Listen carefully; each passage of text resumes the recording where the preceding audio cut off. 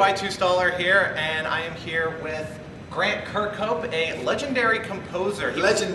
Legendary composer, and he was here during the what I call the golden age of Rare, which is, you know, he did the music for GoldenEye, for Banjo-Kazooie 1, 2, and Nuts and Bolts. He also did the music for Perfect Dark. So, Grant, it's wonderful having you here. Thank you, sir. A very grand introduction for something not very grand. How did you get into the industry, first off? I've been playing in rock bands since I left university. I'm studying trumpet. And my friend Robin Beadland, who was also at Rare, I've been playing a band with him for quite a while, and he got a job at Rare, so a year and a half before I got there. And the last band that I played for sort of came to an end, and I was on the door, you know, unemployed to do. He said, "Look, why don't you try and do what I'm doing?" So he recommended I buy a certain kind of synth, it was a Pro Tools effects synthesizer, a crappy keyboard, a copy of Cubase, an Atari ST with 1 meg of RAM, and a black and white monitor, and so try write some tunes. So I just did that. I had no idea if it was going to be hard or anything like that. And I sent 5 cassette tapes off to Rare over the course of a year, and they never replied. And then out of the blue, I got a letter saying, "Please come for an interview." So I turned up on the Friday with some music I had to compose for the interview. And on the Monday I got a letter saying I got the job. So I was completely, I couldn't believe it. I never had a job in my life. I'd left university and been in bands all that time. So it was completely bizarre. And I think without Robin, I would never be, without him, I wouldn't have done it. It's all down to him. So. Now, I think one of your first jobs was that you were doing the, was it the Game Boy version of Donkey Kong Country, I think? Donkey Kong Country 2. Yeah. And from, you know, that got you your start, and then eventually got into GoldenEye. Yes, that's right. Yeah. On GoldenEye, what was the? I know you were trying to work in the different ways of working Monty Norman's James Bond. Right.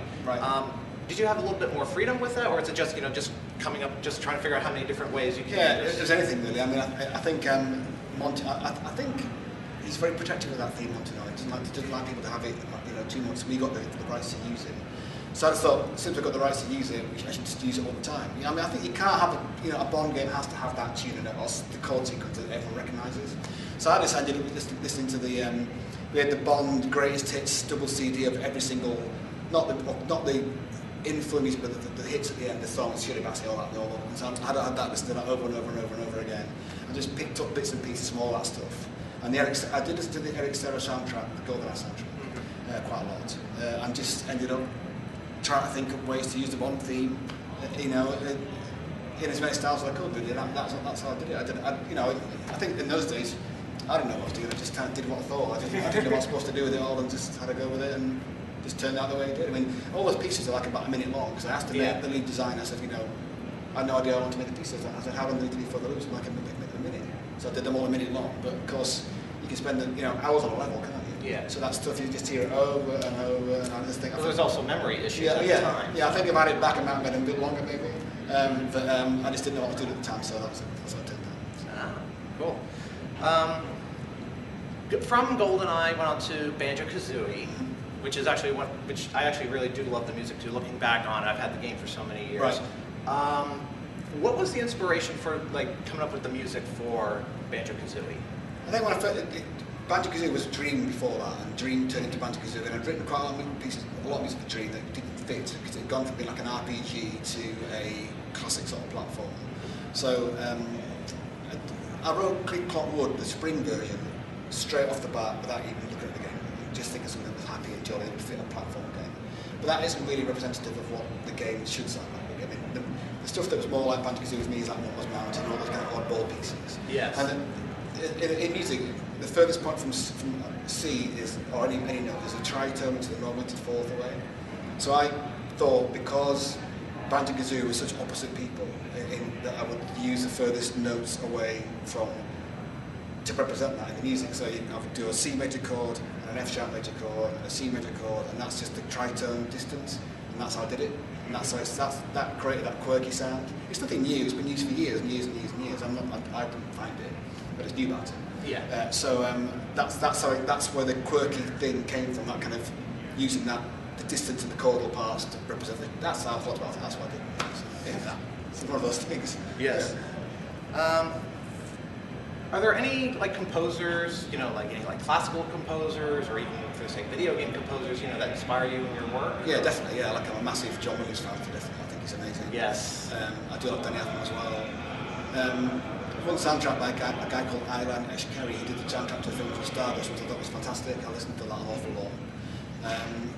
Games composers, I don't play that many games these days. Just because I've just got older, I've got a son who's 9 who plays games all the time. I'm just sick of the sight of games. I do my homework, so I'm doing Reckoning at the moment. So I've just finished it. So you have to sort of. I listen to Fable and Dragon Age and Mass Effect and games that have similar ilk and likewise RPG games. So I've done that. But I've got to say I haven't really got any. I've not heard anything amazing that I've really gone wow recently. Yeah. And that's not because it isn't out there. Just probably not heard it. That definitely makes sense. Mm-hmm. Are there any specific games in particular that you just love listening to the music to? The soundtracks? For me, I think probably my number one game is Zelda: Link to the Past. I think that was one of the games that I played on the SNES and just thought it was just fantastic. I played it over and over again. My wife and me, unfortunately my wife, we both played it. I thought it was fantastic. And yes, that main Zelda theme is absolutely brilliant. And I just think I went to see video games live in a Tom Tariko's thing and they played that. I just thought it was great. And, I'd say that's probably my number one game of all time for me. I thought it was a great game. It's just a perfect combination of adventure and all that. It's just amazing. Would you see the Zelda Symphony concert that's going on this year? I haven't seen that. Touring. I think I might go see that because I do like that. That's a great piece of music. I think they're starting in like Dallas. I think they're starting in Texas and then they're working their way. Yeah, I saw that. Yeah. I think it'd be good to see that. Oh yeah. The last two questions I want to ask. Recently, you're now working on Kingdoms of Amalur: Reckoning, which is coming out later this year. Yeah. What's it been 4 like? weeks' time, in fact. Oh, really? Yeah, February the 7th is coming out. Ah. Yes. Because I heard it was going out in spring, then I thought I heard fall, but No, it's February. It's like 4 weeks. Yeah. What's it been like working on that? Phenomenal. It's a gigantic, huge, sprawling game, so I've had to write a really immense score for it. So it'd be great to be able to really stretch out and use that part of me I've not used for a little while. It's not broad appeal, it's a big, mature game, so it's very Lord of the Rings-esque, if you like, so it's been great writing. I used a huge orchestra for that game, it's got a huge brass section, it's been really fantastic, and there's at least 2.5 hours of music in that game so far. That was a great experience, and I just really enjoyed doing it. It's been brilliant. And I'm employed by Big Huge Games. I do work there, so I do the sound effects as well. And sound design. I've got 2 other guys work there, Mark Crowe and Ian Smith, who both work there. It's been a really great experience. It's fantastic. So I'm very proud of the music record. It's a big, huge thing. And lastly, I know this is going to sound a bit of an oddball question. The guy, of course, that's heading Kingdoms of Amalur is Curt Schilling, right. Former Arizona Diamondbacks Major League Baseball pitcher. Yes. How does that kind of fit in with all this? Was this like how did he go from like Major League Baseball to to video games? I mean, that's like a... Well, Kurt has always been a big gamer all his life, right? So like EverQuest he's a huge EverQuest fan, and all the time he was playing baseball, it was long before I knew him. He would rather than go out partying with the guys in the baseball team, he'd go back to the hotel room and he'd be playing EverQuest with his kids online. He's a huge gamer. So when he decided to end his career, he didn't want to just sit back and he wanted to do something more. So he just thought, I'll tell you what, I want to start a video games company. And everyone said, you're mad, don't do it, you're going to lose all your money, like that. And Kurt said, I don't care, I want to do it. So he put together 38 studios up in Massachusetts, it was then. And they started doing their big MMO, which is Copernicus. That's not the real name for it yet, that's the kind of, not code name, it's the acting title. Well, yeah. Project name. Yes. And then when THQ owned Big Huge Games and came into financial difficulties, they decided to sell us off. And we were basically told we were going to get closed. So I'd been in the country 6 months at Big Huge Games, and they said, we're going to shut you. So I was on a visa, I was getting kicked out of the country in 10 days' time. That'd be great.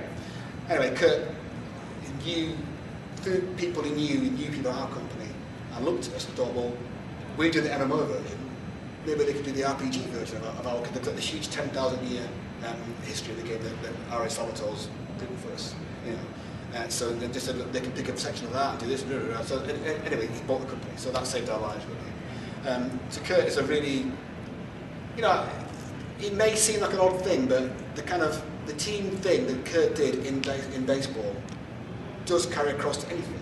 He's a very team-oriented person. He knows how to inspire, to motivate people.